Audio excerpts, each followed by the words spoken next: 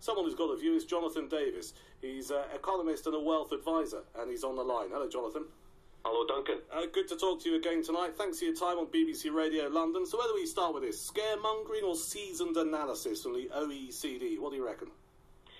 I'm reminded of Mandy Rice Davis. They would say that, wouldn't they? It's yet another elitist organisation, whether it's the Treasury, the Civil Service, the Bank of England, the International Monetary Fund, Barack Obama, Hillary Clinton, the EU themselves, saying we mustn't leave, or even, in the run-up to leaving, if it goes ahead, it's going to be the end of civilization as we know it. There are so many holes in the report. I mean, for example, they say the lack of productivity growth may be as a result of the interim period to Brexit. Well, I can assure you that the fact that we haven't yet had Brexit and the fact that we had the biggest recession in 80 or 90 years just 9 years ago, and since then we've any growth that we have had has gone to the top 5% in the economy. Those are the reasons why we have so little productivity growth. We haven't yet had Brexit, and this idea that because it's, quote, dragging on, unquote, as they say, and we don't know what's going on and negotiations are going bad, the idea that that's stopping business is totally nonsensical. Business is there to make profit, and they will continue to make profit between now and March 19 and beyond. You talked about Barack Obama, you talked about the IMF, you mentioned the OECD. I mean, there are a lot of people saying that Brexit will not be good for this country. Can they all be wrong? Well, they were all wrong prior to the referendum. George Osborne, David Cameron, our Prime Minister, the Treasury, the Civil Service, the Bank of England. Note, I'm only talking about British people and organisations. The Confederation for British Industry, the Institute of Directors, they all said this will be dreadful. On the 24th of June 2016, if we vote to leave, the pound will collapse, exports will collapse, the whole economy will collapse. Do you know what? Nothing has happened. Now, you may well pick up on the point about the pound. Well, anyone has to look. All you have to do is look at a chart of the pound, and you'll see that the pound had been falling for 10 years anyway. Nothing specifically happened in the weeks following the 23rd of June. So, no, they were all wrong before, and they remain wrong, pardon the pun, because, as I say, this is the point. Business is there to make profit, and they will continue to do so. Now, I grant you, with leaving the EU, some businesses will be negatively affected. However, other businesses will be positively affected. The net effect on the economy will be, at worst, neutral. I happen to believe it'll be brilliant. Isn't part of the challenge here, if you're someone who believes in Brexit and you're a Brexiteer, and putting your good self to one side for a second, that we're not necessarily hearing in the media, or indeed in any other forum, the business leaders, the politicians, painting a very clear picture of how Britain can be, will be successful post-Brexit. All we seem to be hearing is report after report from the majority of people who are saying, well, it's doom and gloom. So is it not an argument to say that die-hard Brexiteers really need to up their game a little bit? 2 points there.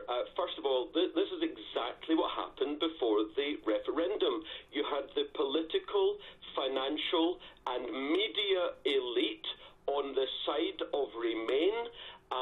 You had very few voices for leaving. For every voice that you did hear for leaving, there were 10 for Remain. And that is what's happening still, because the political, financial and media elite don't want us to leave the EU. I agree with you. If only we on the Brexit side, on the leaving side, could actually have more airtime. The problem is, you guys in the media, your bookers of people who come on, your producers, you have far more people on the Remain side. I mean, the top political programme, I think, arguably, is BBC's Question Time. 52% voted for Leave, and yet you watch the panel week after week after week. The majority are Remainers. Yeah, but Jonathan, I don't know if that's the best example. Listen, I'm not here to defend the BBC, but I'd argue the most normal people don't watch Question Time. It's just political anoraks who watch it. Well, you can argue that if you want. It's the top BBC political debate. No, I understand the point you're making. And just for the record, whenever we've discussed this, so far we've had Gerard Batten on, UKIP's MEP for London, Sir Bill Cash on, who's a noted Eurosceptic. We've done, we've had plenty of Brexiteers on here, as well as your good self. So I'm quite happy with the balance that we on this late-night talk show maintain. But let's just move it on a little bit. For people who are listening to BBC Radio London, paint the picture of a sound economic scenario post-Brexit, because that's what people want to hear. Go on. Yeah. Well, I will reiterate what the likes of Luke Johnson and the ex-chief executive of the CBI, who's now the chairman of a Leave organisation, I don't know which one. He was sacked by the CBI. John Rudwood, and as you say, many other MPs. I will reiterate that we will increase our trade outside of the EU. For example, for the average listener, food will become cheaper. Why? Because, for example, we'll be able to import agricultural produce from Africa, who are desperate to do business and export to other countries, cannot export food to the EU because of massive tax barriers. Take away those tax barriers, we will import massive... Okay, but hang on a second. Why are we looking at importing additional food? Why not go down the avenue of this country becoming more self-sufficient and growing more food internally? Well, it's what's the phrase? A ratty rat world. We always want cheaper goods, cheaper produce. If the UK farmers can compete against the African farmers, great. I will happily buy the butter and milk and meat and so on from UK farmers. But what you'll find is, just on this particular example, we will import more from Africa. Okay, but forgive me for interrupting. That's really interesting. But presumably, though, we have it within ourselves as a country to make it such that it is easier and more competitive to buy from British farmers than importing from African farmers. So we have that ability within ourselves, don't we, as a nation, to think, well, hang on a second, we should be buying from British farmers, and anything that pushes up their cost, we have the ability to control that cost. Or have I missed something? The British business is as good as you'll find anywhere in the world. We can compete with anyone. I couldn't agree with you more. But the fact, though, is that with logistics as they are now, it's the 21st century, China is building what's called the One Belt, One Road, where they can transport quickly and cheaply by sea, air or rail from China right across the seas, the Indian Ocean, right across Russia. So we will continue to import from China because they can produce stuff that we want to buy for our houses, for example, cheaper than British business. But Britain can absolutely produce agricultural produce, high-tech produce. We make most of the chips for mobile phones around the world. We are breathtaking in pharmaceuticals. We are a brilliant nation for business. However, the fact is, if we can get it better and cheaper from somewhere else, we will, of course, want to do so. And that is another reason why we're so good at business, because we will go around the world, we will find the best value for money for the British people. And what's your view on the current situation regarding the ongoing negotiations? We know that Theresa May went and had a 90-minute supper, and the only conclusion that came out of it, it appears, was to speed up the Brexit process. I mean, for someone like you, does that go far enough? No, it's a total joke. What's going on there?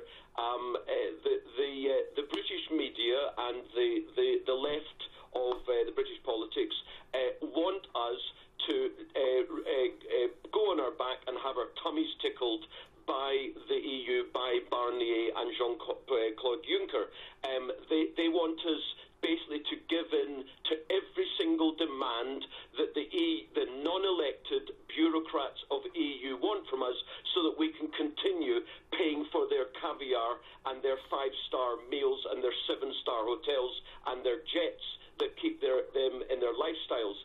As far as I'm concerned, we have zero obligations financially to the EU post-March 2019. If, however, David Davis and Theresa May was to agree, I don't know, £20 billion dowry, as it were, in the divorce settlement, whatever the phrase is, then, to heck with it.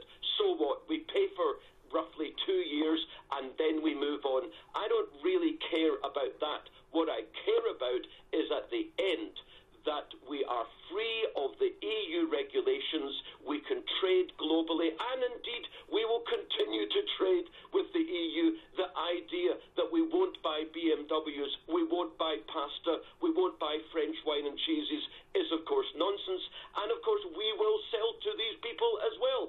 The negotiations are a total joke. The EU are giving nothing. We keep compromising. I wish we would stop compromising, and I wish we actually said to them, look, either put up or shut up, or we're just going to leave. We'll go to World Trade Organization rules and regulations, which basically means 9% taxes, 9% tariffs on imports and exports, and we can get on with it, and we can move on for the next 50 years, dealing much more with America, with China, with Africa, with India. That's where our future is, not with the slowest growing economy on the planet. Jonathan, I appreciate your time once again. Thank you. Jonathan Davis, economist and wealth advisor.